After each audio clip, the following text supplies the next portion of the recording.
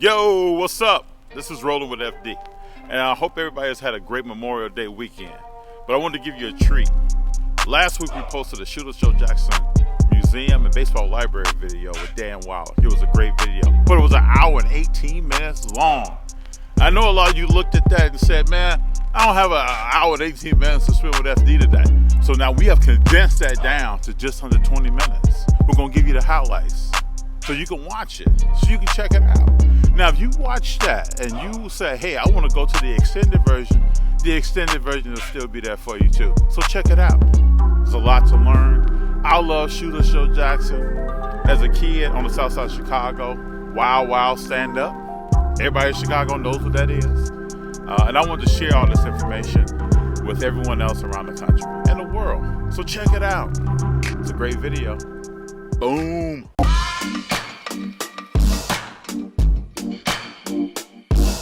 Jordan is the GOAT, period. So what's up with Russell Westbrook in the playoffs? Let's talk about that. Are you trying to tell me that Steph Curry is not top 10 all time? Hank Aaron, he's a giant. Who is Bobo? LeBron over here talking about he's seeing 3 of everything? Come on, man. This is Candid Conversations with FD. Oh, yeah, but hey, I want to start with the first episode and segment of Candid Conversations with FD. And I want to introduce a player.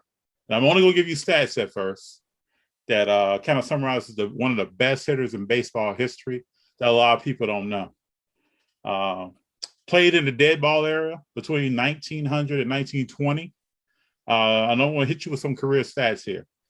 He had a 62.2 wins versus replacement. He had 4,981 at bats. 1,772 hits, 54 home runs, had a batting average of 356, drove in 873 runs, had an RBI. He scored 873 runs, had an RBI of 792, stole 202 bases, had an on-base percentage of 423, had a slugging percentage of 577, and an OPS of 940. And today we're going to talk about Shoeless Joe Jackson, his life, his times. We're even going to get into the World Series of 1919. But first, I want to introduce to you Dan Wallach. He's been gracious enough to give us some time today to talk to us. And he's the executive director of the Shoeless Joe Jackson Museum and Baseball Library. Dan, I'd like to welcome you. Thank you very much for having me. All right. At first, I want to start with, if you could tell everyone a little bit about yourself, why you got interested in the Shoeless Joe Jackson Museum, and why you wanted to be the executive director. About 12, 13 years ago, my parents retired and moved to the South Carolina. And I went out to go visit them the first time after they had just, bought their house. And it was right after the Shoeless Joe Jackson Museum had just opened. So we were like, hey, we're a White Sox family. We're a baseball history family. Let's go check it out. Mm-hmm. So we're walking around, giving ourselves a little tour before the curator and the tour guides came up to check us out. The curator at the time was about a 70-year-old woman, and she came up to me and she's like, hey, you look like you play baseball. And I was, about 21 years old at the time. Yeah. I was like, yeah, I used to. She's like, well, we've got a game on Saturday. It's a vintage style baseball game against the Ty Cobb Museum from Royston, Georgia. If you're going to be in town, you want to play, come play. It was an incredible time. And I just made that my excuse every year to go back and visit my parents. It's like, all right, I'm going to go play in that vintage game every year. And after, about a decade of having played in those games, I'm one of only 3 or 4 people who have played in every single game. The board of directors from the museum asked if I wanted to come take over as the new executive director because the original curator was, now 80 years old at this time, and she was getting ready to retire and step down. So they're like, hey, I think you'd be great at this. You want to come try it out? I want to start by walking through the life and times of Shoeless Joe. I've done research on how he started playing ball in Mills, worked his way through, how he started with the Philadelphia A's, and then ended up in Cleveland, and then ended up on the south side of Chicago. And I know for me personally, even as an autograph collector, as I learned that his wife signed most of his autographs, Right. fans and stuff to him. Yeah. That was just it was very interesting to learn that. There are examples where we know for sure it's Joe's Yeah, he signature. wrote that. Yep. And how he would do that, since he didn't know how to read or write, is Katie, his wife, would sign his name on a piece of paper, and he kept that folded in his wallet. He started working at the age of 6 years old in cotton mills here in Greenville. And Greenville at the time was the cotton capital of the world, the textile capital of the world. The work was hard. I mean, it was dirty and it didn't pay really well, and sometimes it was pretty dangerous. So to keep morale up at these textile mills, the owners created baseball teams for each mill. By the time he was 13 years old, he was invited to come play on the men's baseball team because that's how good he was already. Yes. And at the peak in Greenville, like I said, there were 18 different cotton mills within a 3-mile radius. So they formed a league where all these mills would play each other, and each mill had its own baseball field right next to it. And by the time Joe was 15, he was one of the best players in the league, playing against guys who were, ranging from 20 years old to 45 or 50 years old. And so major league teams knew about the textile league and would go send scouts down to go check them out. And so Connie Mack, who was, the longtime manager of the Philadelphia Athletics, became part owner later in his career. So Connie Mack sent a scout down to go scout Hyder Bar. And when the scout got down to Greenville, he was like, Hyder Bar is pretty good, but this Joe Jackson kid is tearing the cover off the ball. We need to sign him too. Yes.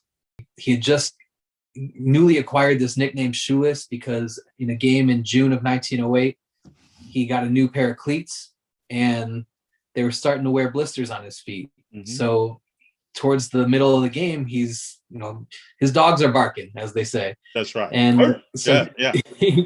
So Joe took his shoes off and he went out in the field, and he just happens to hit the longest home run in the history of that stadium. Connie Mack just knows he's going to be good one day, but it's not going to be in Philadelphia. It's a northern city. He just doesn't feel comfortable. His teammates are ragging him. So basically, as a sign of respect to Joe and a sign of good faith, he trades him to Cleveland because he thinks, all right, it's not quite the South, but at least it's a city that's you have a chance to do well in. He goes down to the minor league affiliate, essentially, of the Cleveland Naps. They were not the Indians yet, so he doesn't have enough at-bats to qualify for the batting title. But if he would have won the batting title over Ty Cobb that year. And throughout his entire, minor league career and the times he was called up back and forth, everybody said this is going to be the next Ty Cobb. And so, he has this incredible 20-game stretch in 1910 at the end of the year and goes in before his rookie season in 1911, like his true rookie season where he's going to play the full year as a big leaguer. And he goes to the owner of the Cleveland team and says, hey, I want $10,000 this year. And at that time, that's a ton of money, even for a superstar. Yeah, it's a ton of money. A rookie was going to make something like $1,500. A couple of thousand would have been a really nice payday. And Joe asked for $10,000. And the owner laughs at him. He's like, Joe, you played 30 games in the majors. Where are you getting this number from? He goes, well, I'm going to lead the league in batting just like I did last year. And the owner's like, well, you didn't play any games. Like, you played 20 games. You had a good stretch, but you can't expect to do that for the entire season. Yeah. And Joe says, I'll tell you what, I'm going to bat 400 next year. And if I do, you've got to pay me $10,000. And if I don't, you don't have to pay me at all. So the owner's like, all right, you got yourself a deal. Because Ty Cobb batted, 382 or something the year before. So batting 400 was out of the question. Nobody was going to do that, especially a rookie. And the Cleveland owner was right. He didn't bat 400. He batted 408. So he got those $10,000, but he didn't. Talking about believing in yourself. Yeah. Yeah. Crazy, just belief and the confidence. And I mean, he knew that he could hit every league that he played in. He was winning the batting title. So the funny thing is, though, even with that 408 batting average, he did not win the batting title because Ty Cobb hit 420 in 1911. Wow. So just an incredible year for Ty Cobb. And that was kind of the story of Joe's career, was that he had this insane batting average. Like you said, 356 is his career average, the third highest in the history of baseball. And never once did he win a batting title because he was always batting behind Ty Cobb or Rogers some Hornsby. amazing players in his era. Yeah. So he had a great career in Cleveland. Unfortunately, Cleveland's ownership was kind of going through some financial difficulties. So they had to decide, do we, put all our money into Joe or into another guy? And, who are we going to build our team around long term? Cleveland, had an off day, and they played a game the day before and had a game the next day, but had this off day. So Joe and Katie go around Cleveland driving in a car. So Joe's behind the wheel, and he hears some strange noise coming from the engine. So at that time, cars had like the running boards along the side. Yeah. So he steps out onto the running board and has Katie slide over and get behind the wheel. And as the car is still driving down the road, he walks outside on the running board and tries to like listen to the engine to see what's going on. And a wagon sideswiped their vehicle, and Joe got dragged 75 feet. Wow. And so he was very injured, but as soon as he was healthy, that's when Cleveland decided, all right, we're not going to build our franchise around this guy. We had this kind of, so Charles Comiskey of the White Sox is trying to build a dynasty of his own. And he has a couple pieces in place and thinks that, hey, if I get this Joe Jackson kid, I'm going to really be set. And it was the start of a new dynasty for the White Sox. In 1917, they win the World Series. They played the New York Giants and, had a great season. 1918, they were going to be, thought of as one of the best teams in baseball again. But World War I started. So a lot of teams sent their best players and just the core of their, rosters to different, it was basically like the work or fight program. But 1919, now the gang's all back together. And the White Sox are going to be the best team in baseball again. They're thought, that they're going to make the World Series. And so with about a month left to go in the season, Chick Gandil, who was their first baseman, got this crazy idea that, hey, I'm going to approach some gamblers and see if we can't make some extra money this World Series if we make it. Now, the story goes, correct, tell me if I'm wrong or not, that Joe was offered $12,000, correct? For throwing the series? Yeah. That number varies. It fluctuates, right? Yeah. Yeah. And from what we believe, and from, obviously nobody knows for sure what happened, but, Joe wasn't involved in any of those meetings. Yes. He was never not present. Yes. He was never present. He knew what was going on. Mm-hmm. Allegedly, he tried to go to, the owner of the team and the manager of the team before the series and say, hey, I don't want to play in this series. Something fishy's going on. I don't want to have my name involved in it. If you want to suspend me and tell the press that I was drunk and you guys needed to suspend me because I was, yes, I was drunk, that's what, go ahead and do that. And they're like, Joe, nobody's going to believe that. You're our best player. We're not going to suspend you before the World Series. Nothing's going on. Just play. It's going to be fine. And Joe's like, I'm telling you, something's going on and I don't want to be involved. And they made him play anyways. And he had a great series. He led both teams in batting. He had a 375 average. He set the World Series record for most hits ever in a World Series. Yes. That stood for nearly 50 years before it was tied and then eventually broken. Hit a home run, correct? He hit the only home run for either team in that World Series. So everything against supposedly, quote unquote, throwing the game, he's trying to win a title. Right. Yeah. And there are people who say, his detractors who say, oh, he was in on it. They'll say, yeah, but all his RBI came when the games were already decided. It was basically garbage time statistics. And it's like, okay, well, he batted 375. He was 5 for 12 with runners in scoring position for the series. Are you suggesting that if he was only trying half the time, then that means if he had been trying all the time, he would have batted like 700 in the series? Like, the stats just don't bear out. And especially when you take a look back at the 1917 World Series that they won, he batted just over 300 in that series. And he was trying, he was trying in 1919 also. Yeah. But nobody questions whether he was trying in 1917, and his stats weren't as good in that series. True. So it doesn't bear out. his statistics show that he was trying his best. Did he end up with money at the end of the series? Yes. And is that damning evidence? Yes. But he tried in the series to do his best, and what I always tell people is he was banned for life, not for eternity. That's right. So let's concede the fact that he was involved in the scandal. I don't think he participated. I think he knew it was happening. I agree. I agree totally with you. I don't think he participated in that. He knew what was going on in this team. Anybody that's been on a team knows kind of what's happening on that team, if you agree with it or not. And I believe he knew that, but he didn't participate in it. Right. So, but let's concede the fact that he was participating. He was banned for life. So he died in 1951. And at that point, he should no longer be banned. Yes. So from that point forward, for him to not be eligible on a Hall of Fame ballot is wild to me. Tell everybody a little bit more about the museum. When is it open? What can they expect when they come? And just everything about it. Yeah, so we've been closed since December of 2019 because it's a long story, but I'll give you the short version. So in 2005, a real estate developer in South Carolina found out that Joe's old house was available for sale.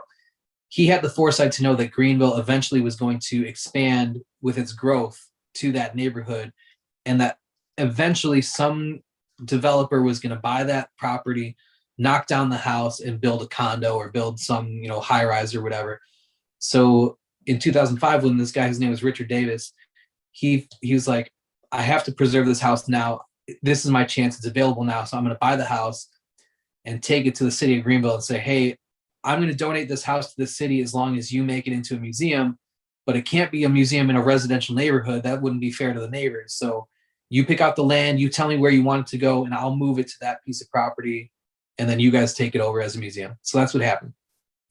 So in 2005, Greenville hadn't expanded out to the west quite yet. There was a new minor league stadium that had just been built for the Greenville Drive. They're a minor league affiliate of the Boston Red Sox. So the floor field is the home stadium, and it's built like a mini Fenway Park. So there's a green monster. Yeah, left. I've seen it. Yeah, it's a beautiful place. Seats on top. It's really cool. It's a great stadium.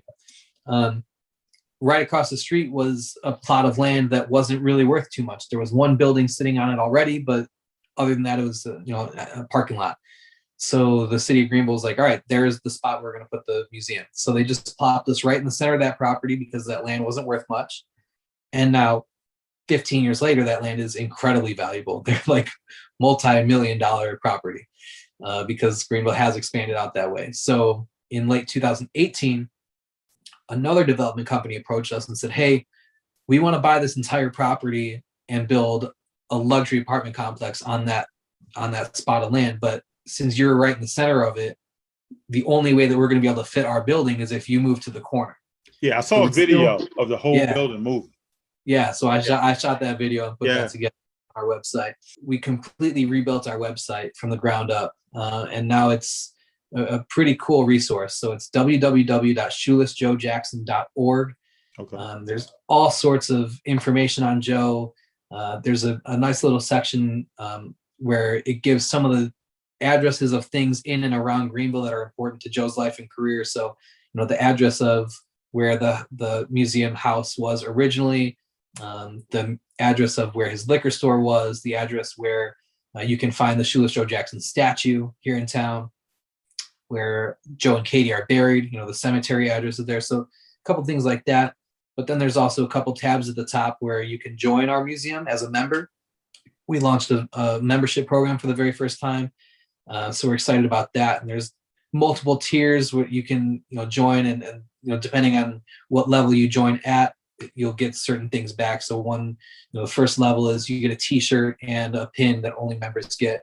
The next level is a t-shirt and a hat, t-shirt and a hat and a book, and so on and so on, all the way up until the highest level is a personally guided tour around Greenville with me. Oh, where I take you to all the places that are important to Joe's life and career, and give you a nice piece. Yeah, so we're hoping somebody steps up and does that because that would be a cool day, and then we would take you to a Greenville Drive game also. All right. Well, thanks again for being the first interviewee on the Candid Conversations with FD. I really appreciate your time. You've been so nice. When we first started talking about this idea and this concept, very receptive. I will remember that, and I will be in contact with you after this. Thank you very much. I appreciate you having me, Fabian. And anytime you want to come stop by Greenville and check out the museum, I'd be happy to have you and show you around. Oh, yes, sir. I will be there. Thank you very much. Thank you. Thank you for watching Candid Conversations with FD. Appreciate your support. None of this would happen without you. Subscribe, hit the like button, and smash the notifications so that you can see more and more and more. And I'm going to have real conversations coming your way with special guests talking about sports. Come on back now.